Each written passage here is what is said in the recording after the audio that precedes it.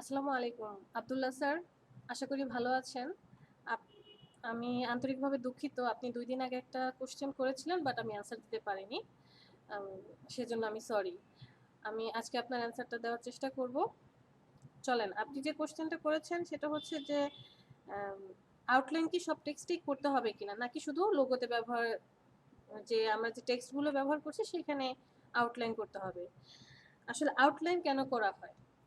আপনি যখন কোনো টেক্সট ইউজ করছেন, মানে ইলাস্ট্রেটরে যখন আপনি কোনো টেক্সট ইউজ করছেন বা ফন্ট ইউজ করছেন, তো সেটাকে আমরা কেন আউটলাইন অথবা শেপে কনভার্ট করি?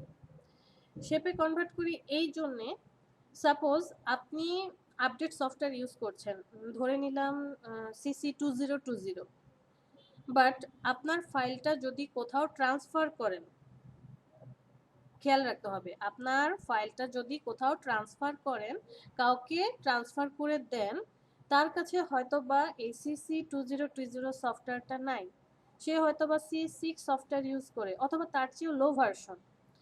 তো আমরা আউটলাইন কখন করি? যখন আমার ফাইল প্রিন্টে যাবে, মানে আমি যেই ডিজাইনটা করেছি সেই ডিজাইনটা প্রিন্টে যাবে, তখন আমরা আউটলাইন করে দিই। কারণ প্রিন্টে যে কম্পিউটারে আপনার যে কোনো ফাইল প্রিন্ট করার আগে অবশ্যই কমান্ড দিতে হবে, সেটা অবশ্যই কম্পিউটারের সফটওয়্যার থেকে, ইলাস্ট্রেটর সফটওয়্যার থেকে।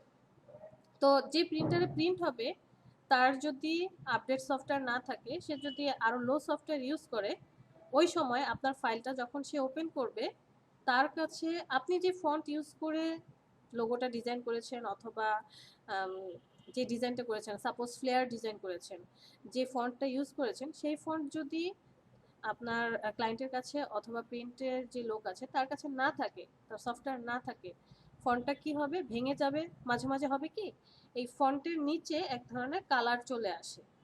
সো দ্যাটস ওয়াই আউটলাইন আমরা করে দেই। তবে মনে রাখতে হবে, ফাইলটা যদি আপনার কাছেই থাকে, অন্য কাউকে ট্রান্সফার না করেন, অথবা সেটা যদি ডিজিটাল কোনো মিডিয়াতে ইউজ করা হয়, তাহলে আউটলাইন না করলেও চলবে। বাট ফাইলটা যদি অন্য কাউকে আপনি ট্রান্সফার করে দেন এবং সে যদি সেটা এডিট করতে চায়, তাহলে আউটলাইন করা যাবে না। বাট সে যদি সেটা প্রিন্ট করে, আর প্রিন্টের জন্য যে কোনো ডিজাইনই আপনাকে আউটলাইন করতে হবে। চলেন উদাহরণ দেখি, উদাহরণ দেখলে বুঝতে পারবো। সাপোজ আমি C6 সফটওয়্যারে কিছু কাজ করেছিলাম, দেখি ওটা খুঁজে পাই কিনা। ক্লায়েন্টে চলে যাই, অনেকগুলোই আছে। আচ্ছা, এটাতে চলে যাই, ওয়েবলার অল এআই নোটবুক, না, আচ্ছা অল এআই তে চলে যাই, ক্যালেন্ডার ডিজাইন। আচ্ছা, আমরা ইনভাইটেশন কার্ডটা ওপেন করে দেখি, এটাতে কিছু টেক্সট আছে, হয়তোবা এটা দিয়ে আমরা বুঝতে পারবো। এটা আমরা ওপেন করি ইলাস্ট্রেটরে। এই যে দেখেন, তো বিষয়টা কি হয়েছে, আমি এই ডিজাইনটা যখন করেছিলাম তখন CS6 মানে লো আপডেট যে সফটওয়্যারগুলো আছে CS6 সফটওয়্যারে করেছিলাম।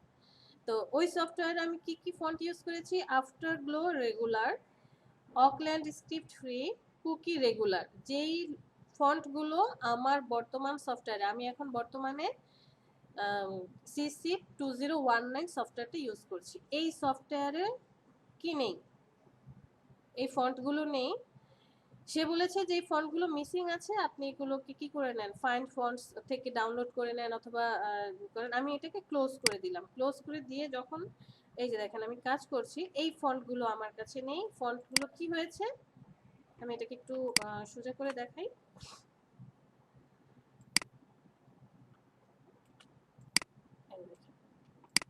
ফন্টগুলোর নিচে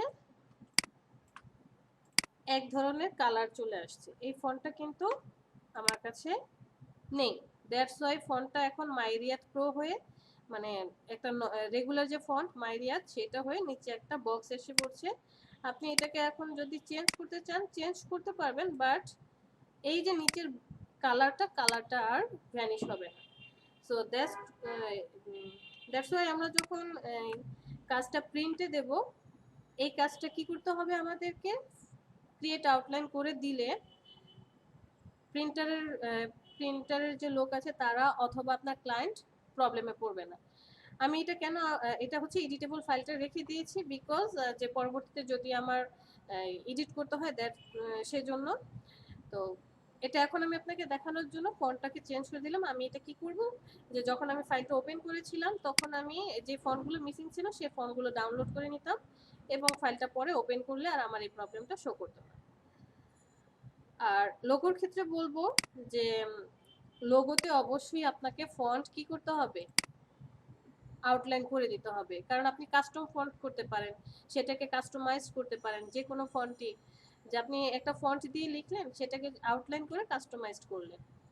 সো সব কথার শেষ কথা, আপনি যদি শুধু লোগোতে টেক্সট ব্যবহার করেন সেটা অবশ্যই আউটলাইন হবে, কারণ লোগো একবারই হয়, সেটাকে বারবার টেক্সট চেঞ্জ হবে না। লোগোর টেক্সট আউটলাইন করতেই হবে, কারণ কি সেটা প্রিন্টে যাক বা যেখানেই যাক যাতে প্রবলেম না হয়। আর আপনি যে কোনো ডিজাইনই করেন না কেন, যদি আপনার কাছে ডিজাইনটা থাকে তাহলে আউটলাইন করার দরকার নেই, বাট আপনার ডিজাইনটা যদি কাউকে ট্রান্সফার করে দেন তাহলে আমি বলবো আউটলাইন করে দিলে বেটার, বিকজ আপনার ক্লায়েন্টের কাছে যদি ফন্টটা নাও থাকে তার কোনো প্রবলেম হবে না। তবে আরেকটা কথা জেনে দিবেন যে ক্লায়েন্ট সেটা এডিট করবে কিনা। যদি এডিটেবল করে তাহলে তাকে দুইটা ফাইল দিতে হবে, একটা হচ্ছে এডিটেবল ফাইল আর একটা হচ্ছে প্রিন্টেবল ফাইল। আশা করি বুঝতে পেরেছেন। আর যে কোনো ধরনের প্রবলেম হলে অবশ্যই শেয়ার করবেন। ধন্যবাদ।